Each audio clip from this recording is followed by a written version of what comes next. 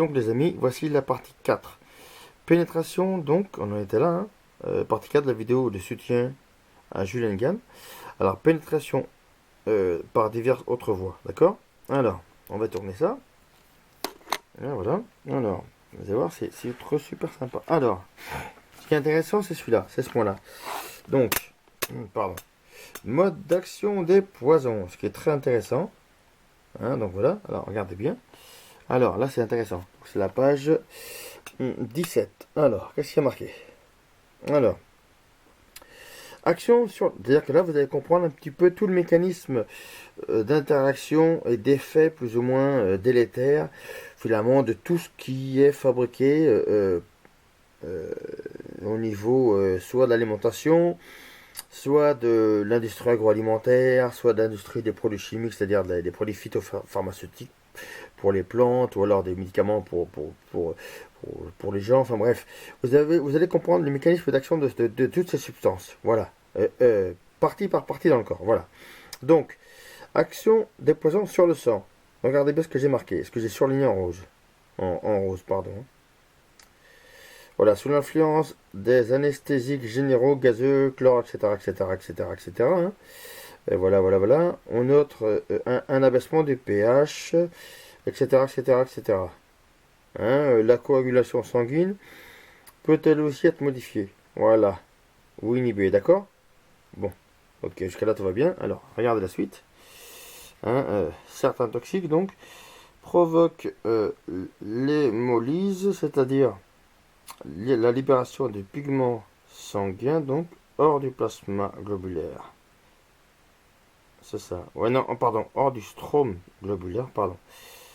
Voilà, voilà, voilà, d'accord? Bon. On continue la visite du bouquin. Vous allez voir, c'est très très intéressant. Ouais. Alors, regardez bien. Alors. Là, j'ai surligné la page 21. Voilà, alors, la page 21, regardez bien. Alors.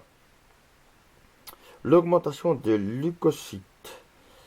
Hein, ou... hein, voilà, voilà, voilà, voilà. Alors. Hein,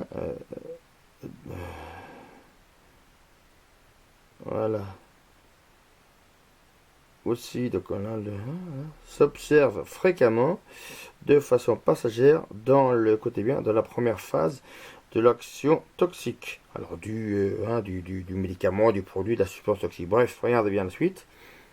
La formule leucocyte peut également subir des variations. Hein, regardez bien, notables, hein, qui, voilà, regardez bien. Voilà. C'est bon là? Ok. On descend un peu plus bas. Non, il n'y a plus. On tourne la page. Vous allez voir, c'est super intéressant. D'ailleurs, c'est avec ça, ce genre je vous invite vraiment à partager ce genre de vidéo parce qu'effectivement, c'est pas aux 20h qu'ils vont vous donner des informations comme ça. Hein. Regardez bien. Action des poisons sur la moelle osseuse et le système rético-endothélial. Ouais, c'est ça. En général, hein, regardez. J'ai surligné exactement pardon, en rose pour que ce soit plus visible pour vous. Hein. Voilà, regardez bien. Alors, hein, regardez bien. Sur l'appareil digestif, les vomissements et les diarrhées hein, que l'on observe hein, dans maintes intoxications, voilà, voilà, voilà. Hein. Regardez ce qu'ils nous disent. Sont considérés comme la réaction de défense, voilà, voilà, voilà, donc contre l'élément toxique. Hein, voilà, oui bien, regardez, hein. Voilà.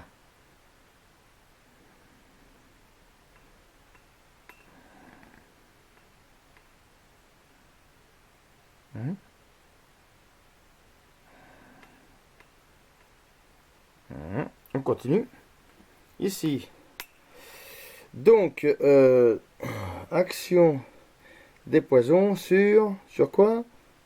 Sur le foie. Bah oui, le foie aussi, évidemment. Le foie est visé aussi. Là, je ne vous dis rien.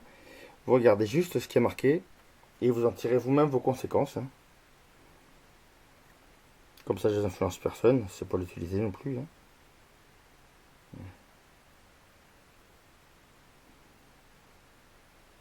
On va faire des captures d'écran comme ça.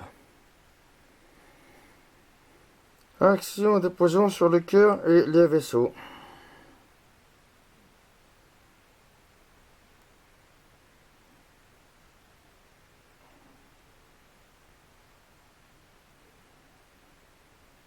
Pensez, regardez, sur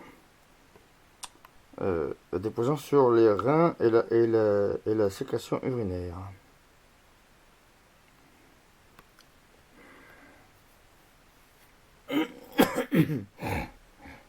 Hop là, hop. Ah oui, d'accord, c'est ça. Pardon. Autant pour moi. Ouais. Ah, l'appareil digestif. Je sais plus si je l'avais marqué déjà. Sur l'appareil digestif, je ne sais plus si je l'avais marqué déjà. Bref, au pire des cas, je vous remets là. Hein. Je vous remontre.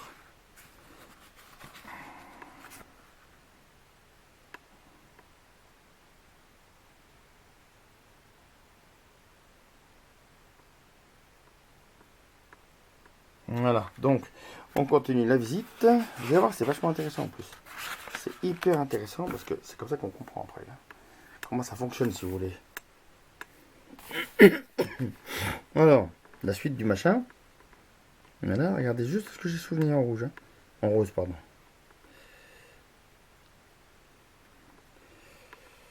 L'action des poisons sur la peau.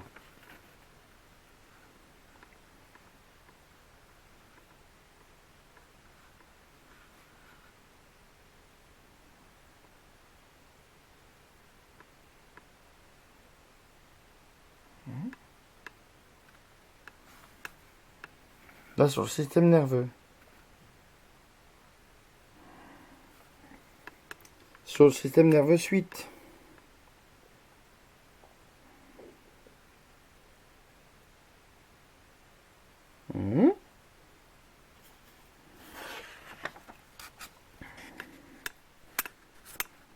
Sur les poumons et l'appareil respiratoire. Intéressant.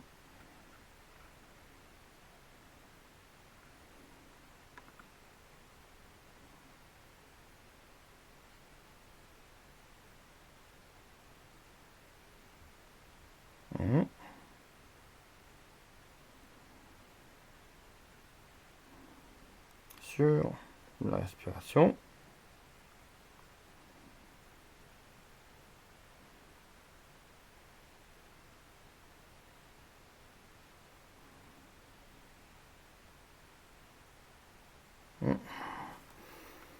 Sur la respiration. Suite.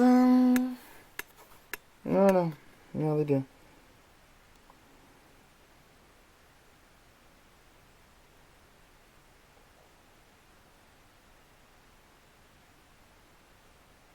Voilà. Ensuite,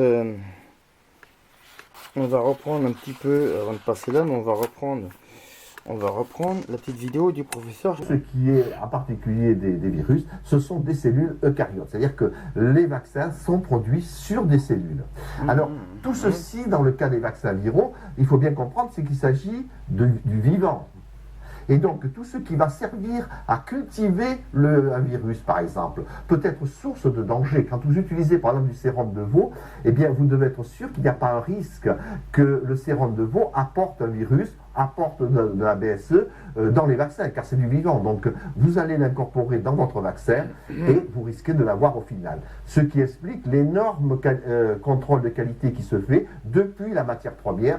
Il y a une traçabilité énorme des matières premières jusqu'au point final, car au cours de toute cette activité de production vivante, à tout moment, il y a un risque d'introduction d'agents contaminants dans le vaccin par l'intermédiaire des techniciens. C'est quelque chose moi, qui m'avait beaucoup étonné quand je suis rentré dans le monde du vaccin, je venais de la recherche, c'était de dire que le risque potentiel qu'il y ait un problème au niveau d'un vaccin, ce n'est pas les effets secondaires, ça on connaît, les effets secondaires peuvent être connus, etc. Mais c'est l'accident bête qui serait d'introduction d'un virus à l'intérieur du vaccin final. Alors, je vais essayer de vous montrer pourquoi. Parce qu'en fin de compte, il dit effectivement, il a dit tout à l'heure dans ce que vous avez vu, vous reverrez le passage, il a précisé qu'effectivement, il faut non pas se concentrer que sur les différents produits que l'on met dans les vaccins, mais aussi sur les différentes substances et surtout les composants de ces différentes substances qui composent finalement en tout l'intégralité du vaccin. Donc je vais vous montrer par exemple un titre liminaire, un exemple, un petit bouquin si j'arrive à le retrouver sur les additifs alimentaires. Et vous verrez dans le détail qu'un additif alimentaire en réalité contient beaucoup plus de choses que le simple quelque chose. Voilà, je vais vous montrer ça tout de suite. Voilà, donc voici un petit ouvrage que je trouve très très sympa qui avait été écrit par notre regrettée Corinne Gouget. Voilà. Hein, voilà. On va vous le montrer comme ça à la caméra. On va essayer de bien mettre le point. Voilà, voilà, voilà. Hein, voilà, hop. Hein, voilà. Voilà. Voilà ce qui est marqué derrière. Hop. Est-ce qu'on va pouvoir...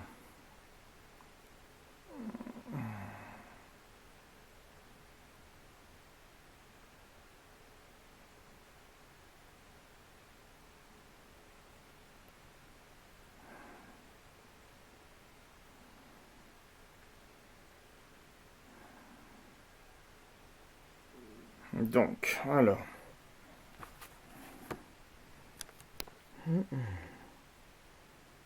Alors, on va regarder qu'est-ce qu'il y a là-dedans.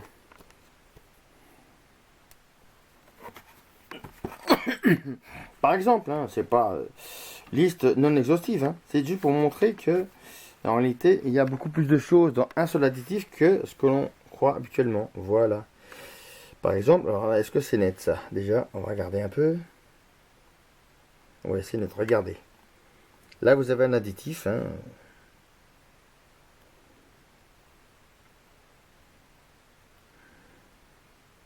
Vous voyez, dans les additifs, déjà ce qui est bien, c'est qu'il vous marque les risques. C'est que l'auteur vous marque les risques. Et qu'elle vous marque aussi les différentes composants de cet additif. C'est ça qui est intéressant. Alors, attends, on va le prendre là. Regardez. Alors.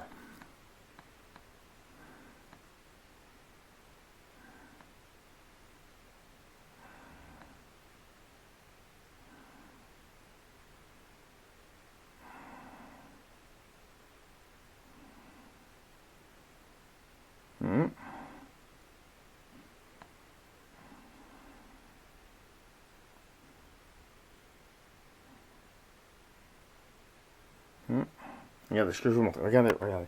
Alors, ce qui est bien dans son bouquin, c'est qu'il y avait les... Alors, les rouges, c'est les dangereux. Les verts, c'est tout. Ça va. Et l'orange, c'est attention. Grosso modo, hein. Voilà. Regardez, regardez. C'est très, très important que vous voyez ça. On voit bien? Bon, ok, on voit bien. Hein, on va tourner la page. On va en voir d'autres. Regardez. Par exemple.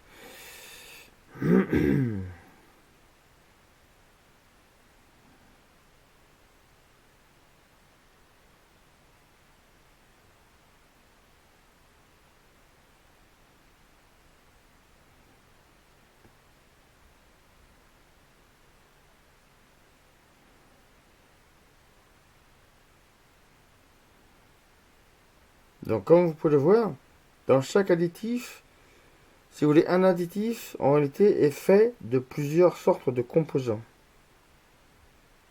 D'où les effets cumulatifs, directs et indirects qu'il peut y avoir, et que le professeur Chaluseau a justement dénoncé.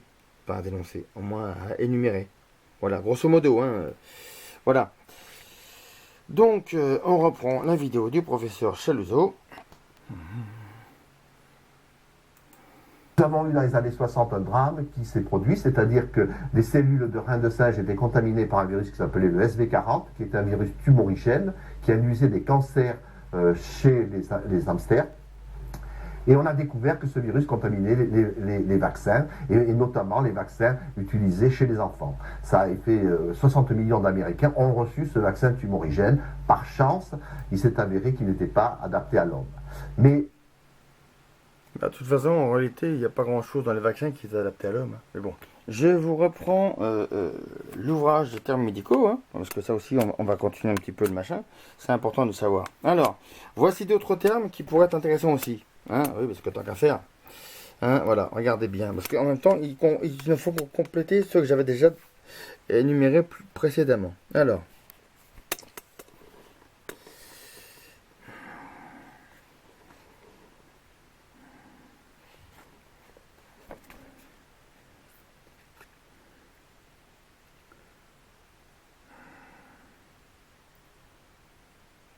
hum, hum. Ah, c'est quand même pas embêtant, c'est que l'appareil photo, il a du mal à faire la mise au point. Quand on a besoin de lui pour faire la mise au point, il veut pas. Hein. Alors, on va essayer de faire ça autrement. Hum, hum, hum. Voilà, regardez bien. Irritabilité.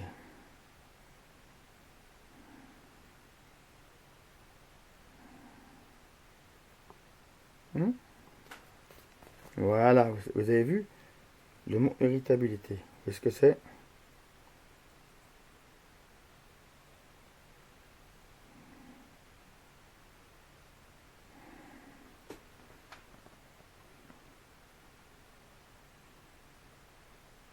Hum.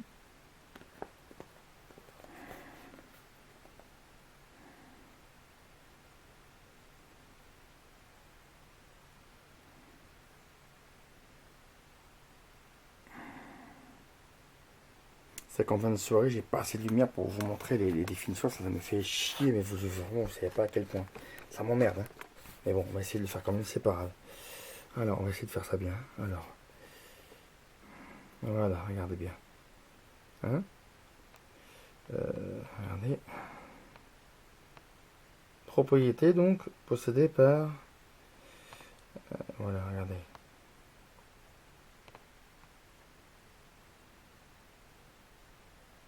Voilà, vous avez vu? Voilà. Génial. Ici, voici le mot intolérance. C'est toujours le terme abrégé des termes médicaux. Intolérance, c'est quoi? Regardez bien. Réaction opposée par certains sujets à un agent donc extérieur. Voilà. L'agent extérieur, bah, c'est toujours comment dirais-je, voilà, l'antigène, quoi. Hein, le corps étranger, la substance étrangère. On fait une pause. Alors, regardez là. L'inhibition. Oh, c'est ça.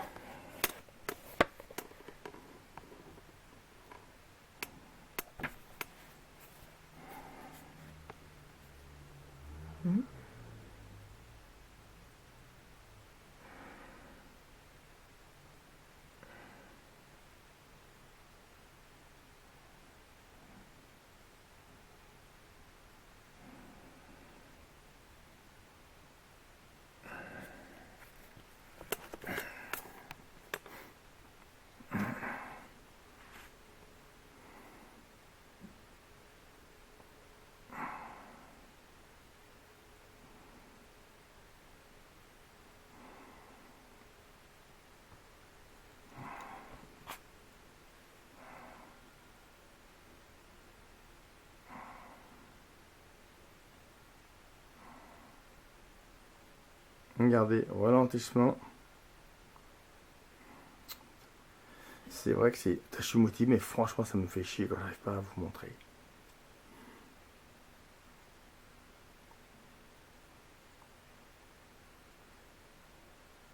Attendez. Putain. Dis connard.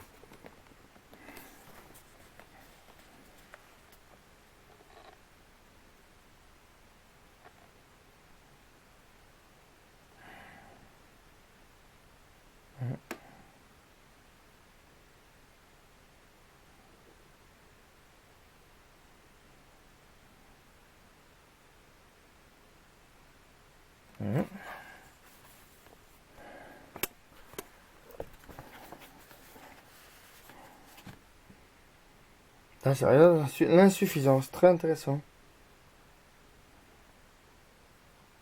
État d'infériorité physiologique, dans lequel se trouve un organe, se trouve dans l'incapacité de remplir ses fonctions. Donc le syndrome d'immunodéficience acquise, l'organisme en gros se trouve dans l'incapacité justement de mettre en fonction ses défenses immunitaires. Voilà. D'autres mots très sympathiques. Inhalation et inhibiteur. Regardez, inhibiteur, c'est très intéressant celui-là. Ah, regardez. Qui provoque l'inhibition. Élément capable de diminuer ou de suspendre l'activité d'une substance organique. De ralentir ou d'arrêter une réaction chimique.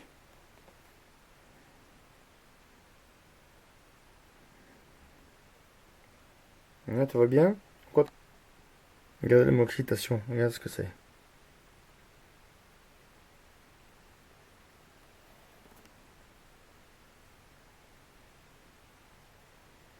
Déclenchement d'une réaction au niveau d'une cellule, d'un tissu, d'une viscère, de l'organisme, d'accord, hein, voilà. Ouais. Là, vous avez tout.